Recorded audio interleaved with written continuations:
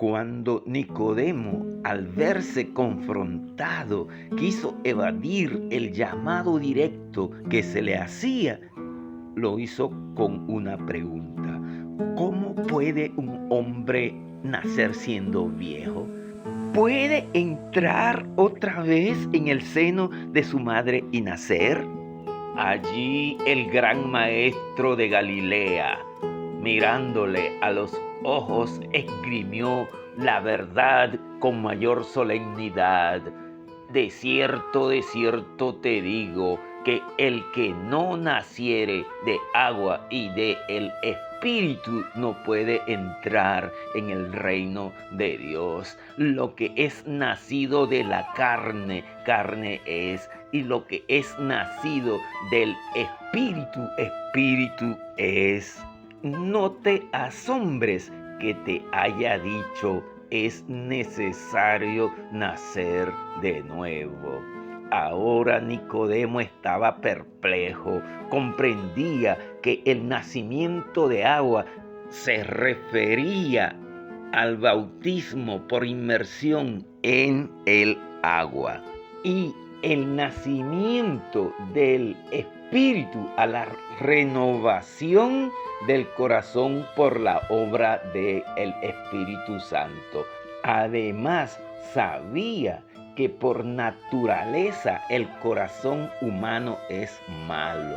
Ninguna invención humana podría hallar un remedio eficaz para el alma en estado de pecaminosidad. La misma esencia del pecado es la rebeldía y la violencia, porque la inclinación de la carne es contraria a Dios y no se sujeta a la ley de Dios, ni tampoco puede. Porque de un corazón corrompido surgen los malos pensamientos y se engendran los malos sentimientos.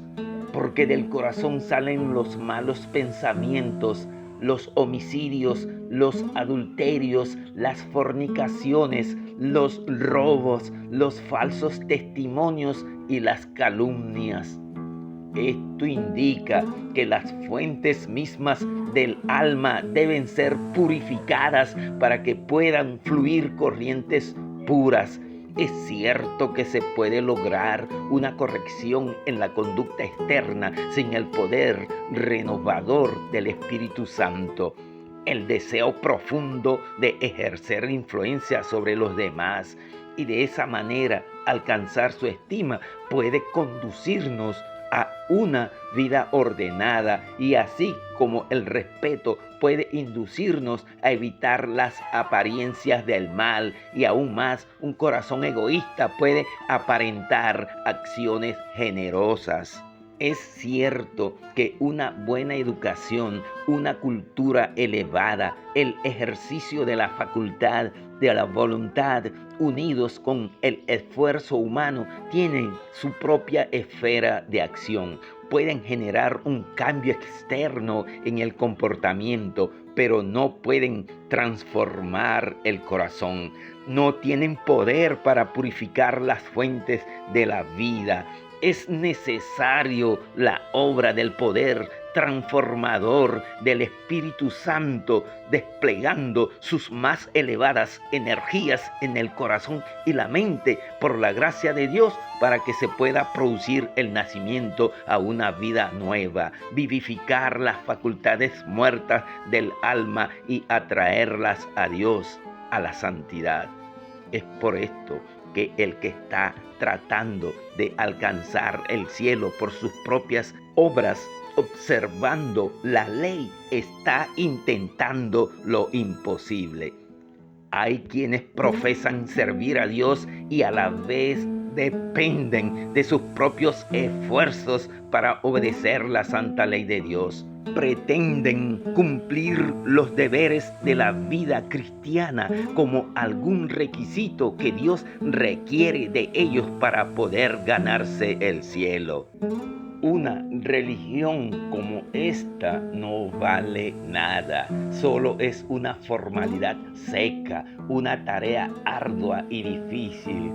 No existe seguridad para quien tenga solo una religión que se basa en el legalismo y el formalismo. Esto es solo una apariencia de piedad, una apariencia de una vida espiritual devota. La vida del cristiano no es una modificación o lograr mejoras de la vida antigua, sino una transformación de la naturaleza misma. Se debe producir una muerte al yo y al pecado y surgir una vida completamente nueva. Este cambio milagroso solo puede ser efectuado por la obra eficaz del Espíritu Santo. Ahora el gran maestro de Galilea continuó revelando a Nicodemo el plan de salvación y su misión como el Salvador del mundo, y usó la ilustración del viento. El viento sopla de donde quiere y oyes su sonido, pero no sabes de dónde viene ni a dónde va. Así es todo el que nace del Espíritu. Oímos el viento al mover las ramas de los árboles y por el sonido que produce al chocar con los objetos, sentimos la sensación refrescante en nuestros rostros, pero sin embargo, a simple vista no lo podemos ver y no sabemos de dónde viene ni a dónde va. Eso ocurre con la obra eficaz del Espíritu Santo en el corazón humano. Quizás nunca podamos saber con exactitud la ocasión ni el lugar en que nos convertimos, y ni siquiera describir y distinguir las circunstancias que nos llevaron a la conversión. Pero esto no significa que no hayamos experimentado la conversión en nuestros corazones. La obra del Espíritu Santo en el alma se podrá evidenciar en toda acción de aquel que haya experimentado su poder transformador. Cuando el Espíritu Santo es recibido en el corazón, transforma la vida. Hay un cambio de mentalidad.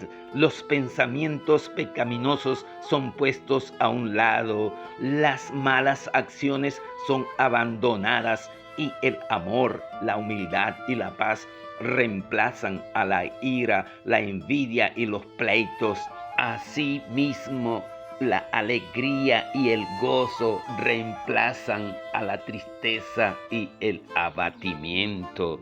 Además, se nos ofrece lo siguiente: el poder omnipotente del Espíritu Santo es la defensa de toda alma contrita, porque el Señor no permitirá que permanezca bajo el dominio del enemigo maligno quien haya pedido su protección con fe y arrepentimiento. Nadie verá la mano que ofrezca la ayuda para sobrellevar las cargas de la vida, ni quizás podrá contemplar la luz que descienda de los atrios celestiales, pero la bendición será tan cierta y oportuna en respuesta a la oración de fe. Para nuestras mentes, el misterio de la obra de la redención supera nuestra capacidad, porque es una realidad espiritual divina. Solo en la medida que sigamos avanzando en la experiencia sobrenatural de haber pasado de muerte a vida, podremos ir conociendo los mismos inicios de la redención, cuyos resultados van desde esta vida hasta la vida inmortal por la eternidad.